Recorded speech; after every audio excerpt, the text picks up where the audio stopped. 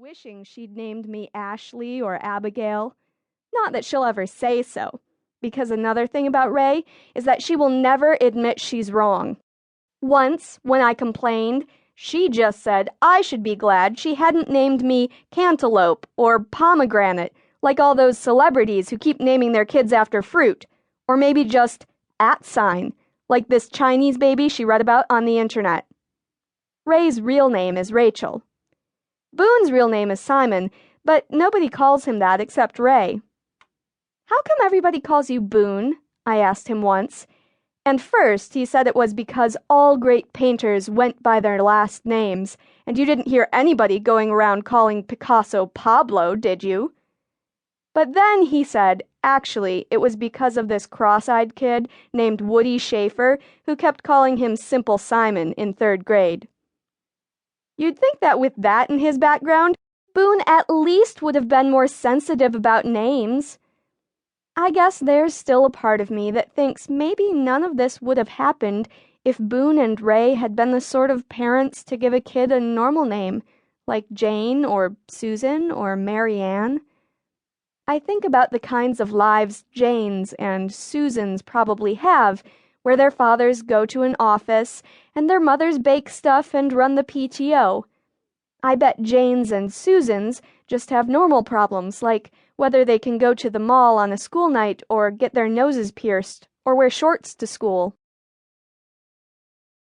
To be fair, most kids around here don't have popular names either, but at least they have strength in numbers, since they're all unpopular in the same way.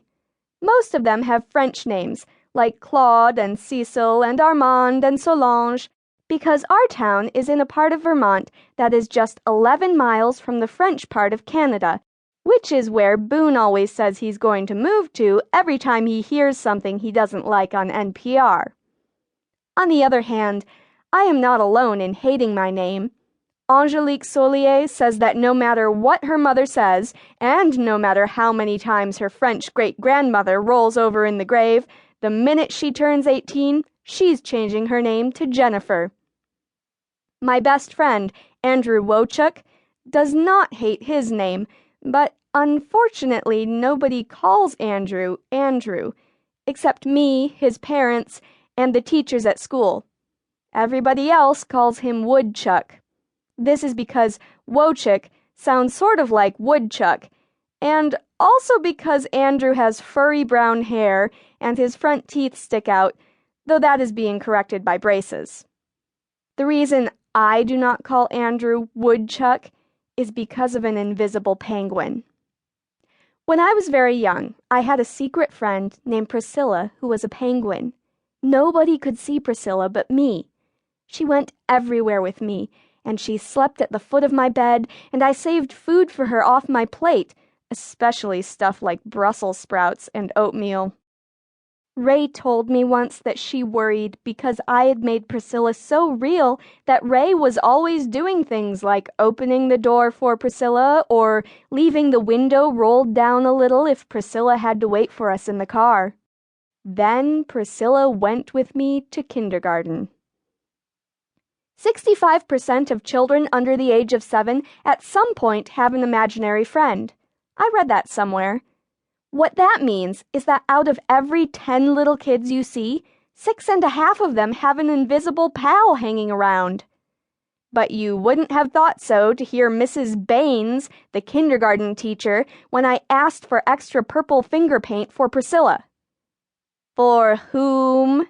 she said, and she looked at me down her pug nose that made her look like one of those sniffy, flat-faced little Pekingese dogs.